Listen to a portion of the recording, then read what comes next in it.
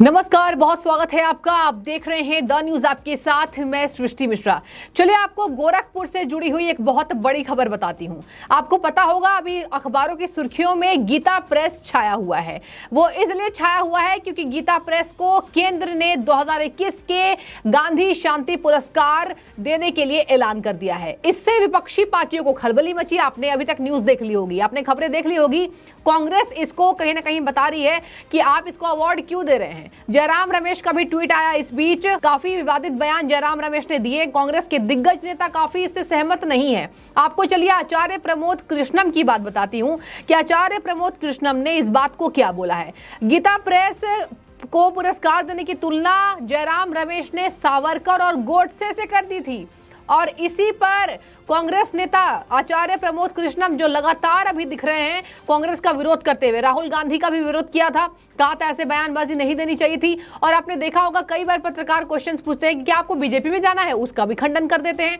यहां साफ है कि आचार्य प्रमोद कृष्णम अपने पार्टी के दिग्गज नेताओं के बोल से खुश नहीं रहते हैं। आचार्य प्रमोद कृष्णम को एक राजनीतिक समझ है और देखिए वो कहीं ना कहीं सनातनी होने का पूरा प्रचार प्रसार कर रहे हैं। क्या लिख दिया देखिए, बहुत बड़ी खलबली मची कांग्रेस नेताओं में। लिखा है गीता प्रेस का विरोध हिंदू विरोधी मानसिकता की पराकाष्ठा है। आचार्य प्रमोद कृष्णम का मैं आपको ट्वीट पढ़ा रही हूं। राजनीतिक पार्टी के जिम्मेदार पदों पर बैठे जयराम रमेश को बोला है, राजनीतिक जिम्मेदार पदों पर बैठे लोगों को इस तरीके से धर्म विरोधी बयान नहीं देना चाहिए जिसके नुकसान की भरपाई करने में सक्षम सदियां गुजर जाएंगी। यानी कि आपको इस बात को आपने कह दिया।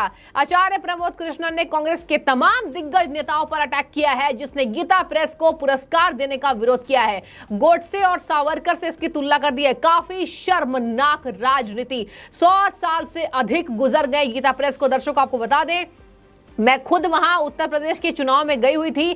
किस तरीके से पूरे भारत की संस्कृति को संजोए बैठा गीता प्रेस, जिसने आज तक एक अवार्ड भी नहीं लिया है, आज तक एक पैसे भी नहीं लिया है। सरकारों ने पैसे देने की काफी कोशिश की थी, पुरस्कार देने की कोशिश की थी, लेकिन गीता प्रेस का ये मनोबल बढ़ता। और आपको बता दें कि मनोबल इतना ज्यादा और इतना ज्यादा कॉन्फिडेंस ही कह लीजिए, 100 सालों से सनातनी संस्कृति का प्रचार प्रसार करते आया है। नंबर 1 का प्रकाशन है गीता प्रेस। जिस तरीके से पुस्तकों को सजाए हुए है, ये दिखाता है कि कहीं ना कहीं गीता प्रेस को सरकारों के अवार्ड की उतनी जरूरत महसूस नहीं होती होगी, क्योंकि अखबार की सुर्खियों में ये खबरें सामने आ रही है। गीता प्रेस ने आज तक एक अवार्ड नहीं लिए।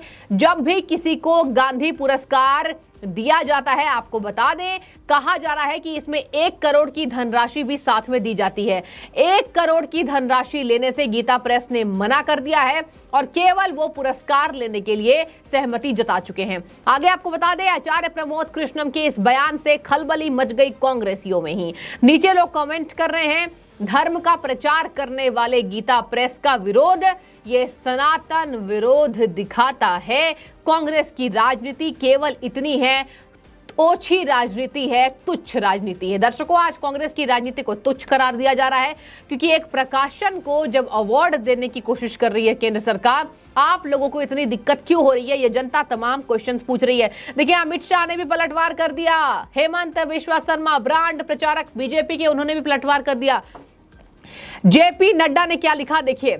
जेपी नड्डा ने लिखा, गीता प्रेस गोरखपुर को गांधी शांति पुरस्कार 2021 से सम्मानित किए जाने पर हार्दिक बधाई, शुभकामना।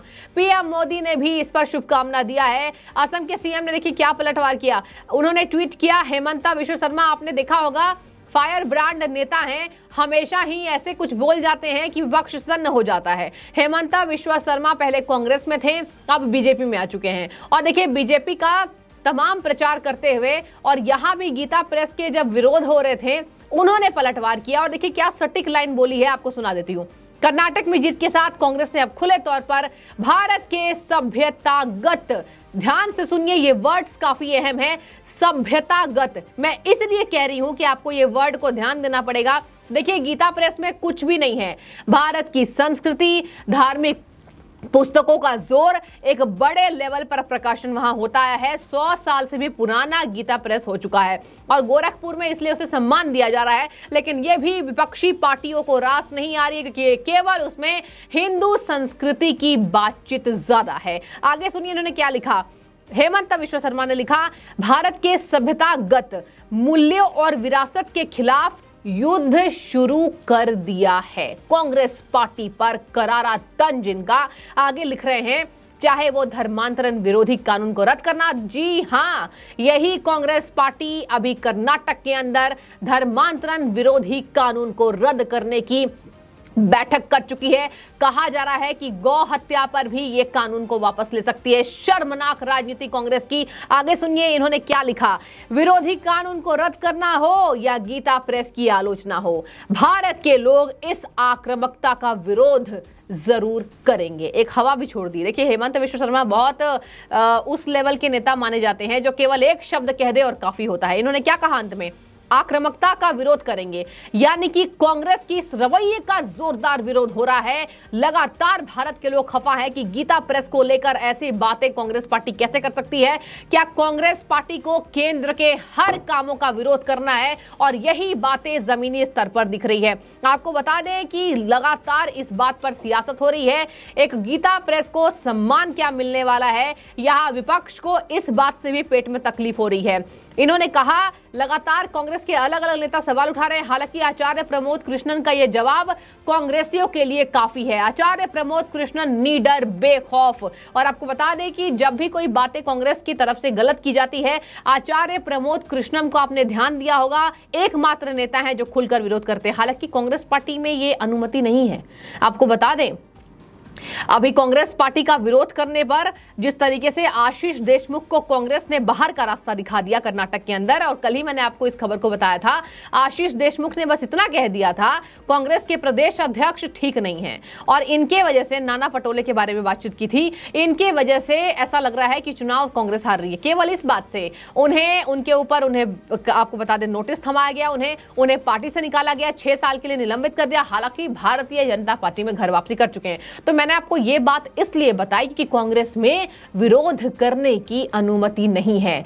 भारतीय जनता पार्टी में विरोध करने की अनुमति है। शायद इसलिए बीजेपी के अलग अलग नेताओं के बोल अलग अलग मंचों से सुनाई देते हैं, लेकिन जब एक समीक्षा बैठक होती है तो प्रश्नों का हल निकाल लिया जाता है। और इसी चर्चा को महत्वता देते हुए यहां आपको बता दें, गीता प्रेस हर जगह छाए हुए है और सावरकर और गोडसे को पुरस्कृत करने जैसा जो इन्होंने जयराम रमेश ने कह दिया है, इस पर अब लोग पलटवार कर चुके हैं। आपको बता दें कि संस्कृति मंत्रालय द्वारा जारी बयान में क्या कहा गया है, जरा सुन लीजिए। उन्होंने कहा कि प्रधानमंत्री नरेंद्र मोदी की अध्यक्षता वाली जूरी ने सर्वसम्मति से गीता प्रेस गोरखपुर को गांधी शांति पुरस्कार के रूप में चुनने का फैसला कर लिया है। इसी साल गीता प्रेस ने 100 साल अपने पूरे कर लिए हैं। बता दें, गीता प्रेस की स्थापना करने वाले चुरू राजस्थान के रहने वाले जय दयाल जी गोयंदका सेठ जी के नाम से भी उन्हें जाना जाता था। दर्शकों, गीता पाठ और प्रवचन में बहुत रुचि लेते थे। मैं आपको विस्तार इसलिए बता रही हूं क्योंकि ये चर्चाओं में है कि गीता प्रेस आखिर इसकी क्या संस्कृति है, क्या कहानी है, और बिना बात के, बिना किसी तथ्यों के विरोध क्यों? केवल इसलिए क्योंकि भारत में केंद्र सरकार के हर काम का विरोध करना विपक्षी पार्टियों के पास एकमात्र सहारे के रूप में दिखाई देती तस्वीर है। आपको बता दें क्या कहा जा रहा है यहाँ पर, व्यापार के सिलसिले में जो ये सेठ जी थे उनके कोलकाता आने जाने का कार्यक्रम होता था। वहां वह दुकान की गद्दियों में भी सत्संग किया करते थे और धीरे धीरे सत्संगियों की संख्या इतनी बढ़ गई कि जगह की समस्या खड़ी हो गई। ये मैं आपको इसलिए बता रही हूँ क्योंकि ये भारत की संस्कृति को दिखा रहा है। भारत की संस्कृति का विस्तार आज तक किसी ने नहीं रोका है और कहा जा रहा है कि ये जो विरोध हो रहा है संस्कृति के विस्तार को रोकने के लिए हो रहा है, लेकिन ऐसा कतई भारत की जनता बर्दाश्त नहीं करेगी। ये कोई छोटी खबर नहीं है। गीता प्रेस को पुरस्कार मिलने का विरोध होना ये असाधारण सी बात है। आपको बता दें, विरोध तथ्यहीन है। तो आपको मैंने पूरे विस्तार से आपको समेट के बता दिया है किस तरीके से इसका विरोध हो रहा था, कौन कौन से नेता हैं। कांग्रेस की खुद नेता कांग्रेस पार्टी के बड़े नेता से सहमत होते हुए नजर नहीं आ रहे हैं। उनका नाम है आचार्य प्रमोद कृष्णन। तो आपको जो भी राय हो, आपको क्या लगता है, गीता प्रेस ने 100 साल पूरे कर लिए, यहां पर संस्कृति का विस्तार है, भारत भारत के हर धार्मिक किताबों को यहाँ पर प्रकाशित किया जाता है और 100 साल से भी अधिक गीता प्रेस ने अपने आप में सहमति जताई है। एक उदाहरण के तौर पर उभरा हुआ संगठन है। और आपको यह भी बता दें, जिस तरीके से कहा जा रहा है कि आज तक एक भी पैसा गीता प्रेस ने नहीं लिया है, तो ये किस उदासीनता को दिखाता है, जरूर कमेंट करके बताइए। बहुत शुक्रिया आपका द न्यूज से जुड़ने के लिए।